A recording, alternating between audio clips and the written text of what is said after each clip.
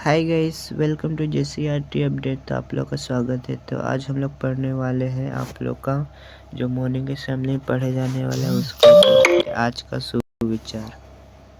यदि मन शांत हो तो जीवन का हर रास्ता आसान लगता है। If the mind is clear then every path in life seemed easy. ये देखिए आप लोग का आज का प्रार्थना सभा क्रम में पढ़े जाने वाले मुख्य समाचार। अंतर्राष्ट्रीय नेपाल में हुए चुनावों में आरएसपी एक प्रमुख राजनीतिक शक्ति के रूप में उभरी। इस पार्टी ने चुनाव में उल्लेखनीय सफलता हासिल की और कई सीटें जीतकर देश के प्रमुख पार्टियों में अपनी जगह मजबूत की। इस परिणाम को नेपाल के राजनीतिक नए नेतृत्व और बदलाव के संकेत के रूप में देखा जा रहा है। चुनाव परिणामों के बाद राजनीतिक दल सरकार बना आपसी बातचीत और गठबंधन की संभावना पर विचार कर रहे हैं। राष्ट्रीय भारत अपनी घरेलू आवश्यकता को पूरा करने के लिए एलपीजी का बड़ा हिस्सा विदेशों में आयात करता है। विशेष रूप से मध्य पूर्व के देशों में एलपीजी की आपूर्ति होती है। इसलिए जब अमेरिका, इजराइल और ईरान के बीच जैसे भू राजनीतिक संघर्ष होते हैं और तेल गैस आपूर्ति प्रभावित होती है तो भारत में एलपीजी की उपलब्धता और कीमतों पर भी प्रभाव पड़ता है। इससे भारत की ऊर्जा सुरक्षा और आयात पर निर्भरता की चुनौती उजागर होती है। राज्य केंद्र सरकार के मंत्रिमंडल ने पश्चिम बंगाल और झारखंड में रेलवे बुनियादी ढांचा को मजबूत करने के लिए 4,474 करोड़ की रेल परियोजनाओं को मंजूरी दी है। इन परियोजनाओं का उद्देश्य रेल कनेक्टिविटी बढ़ाना, यात्रा को तेज और सुरक्षित बनाना तथा क्षेत्र आर्थिक विकास को बढ़ावा देना है। खेल गुजरात सरकार ने राज्य को एक खेल केंद्र स्पोर्ट हब में बदलने को अहमदाबाद को एक ओलंपिक के लिए तैयार शहर के रूप में विकसित करने के लिए उद्देश्य से 1331 करोड़ रुपये का एक ऐतिहासिक बजट प्रावधान किया। कैबिनेट मंत्री जीतू वाघानी ने विधानसभा को यह जानकारी दी। खेल, युवा और सांस्कृतिक गतिविधियां विभाग की बजट मांगों पर चर्चा में भाग लेते हुए वाघानी ने कहा कि विभाग के लिए 2000 करोड़ रुपये से अधिक का कुल आवंटन ओलंपिक स्तर का खेल बुनियादी ढांचा बनाने और युवा प्रतिभाओं को निखारने के लिए भारतीय जनता पार्टी की मजबूत प्रतिबद्धता को दर्शाता है। कृषि विभाग का कार्यभार संभालने वाले वाघानी ने कहा कि मुख्यमंत्री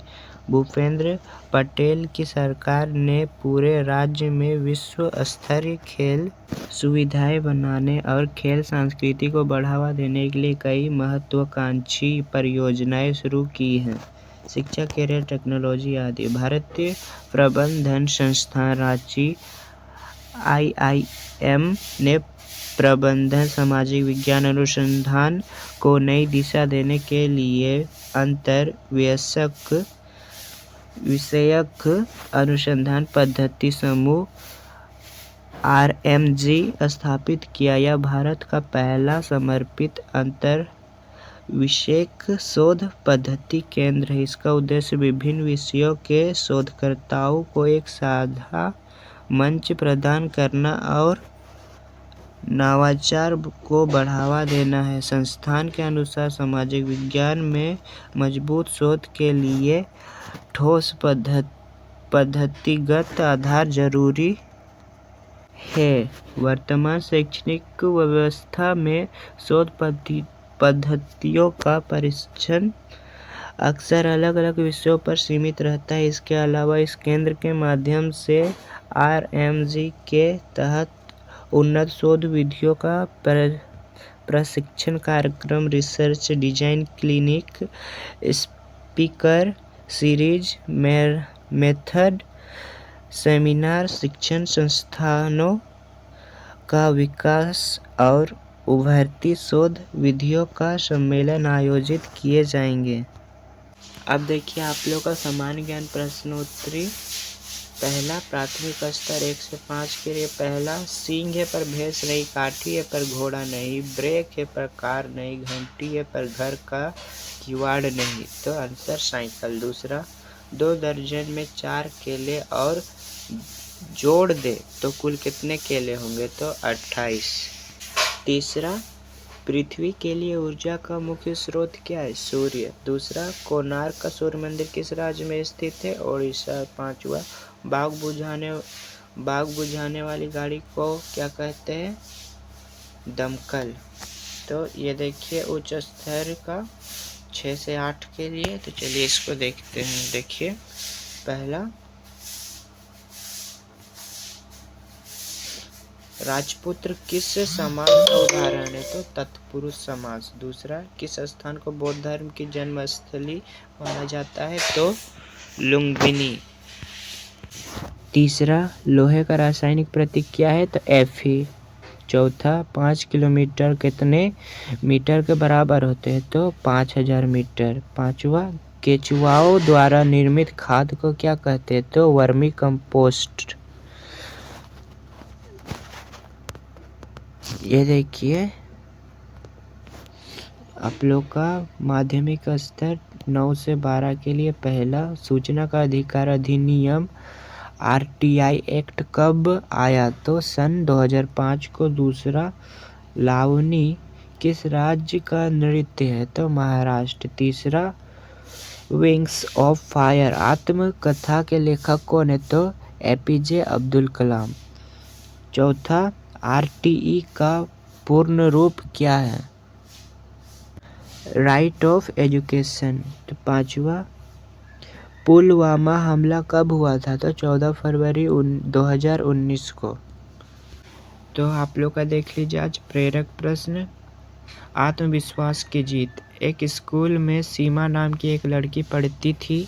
वह पढ़ाई में बहुत अच्छी थी, लेकिन उसे मंच पर बोलने में बहुत डर लगता था। एक दिन शिक्षक ने उसे भाषण प्रतियोगिता में भाग लेने के लिए कहा। पहले तो सीमा ने मना कर दिया, लेकिन शिक्षक ने उसे समझाया कि अगर वह कोशिश करेगी तो वह जरूर सफल होगी।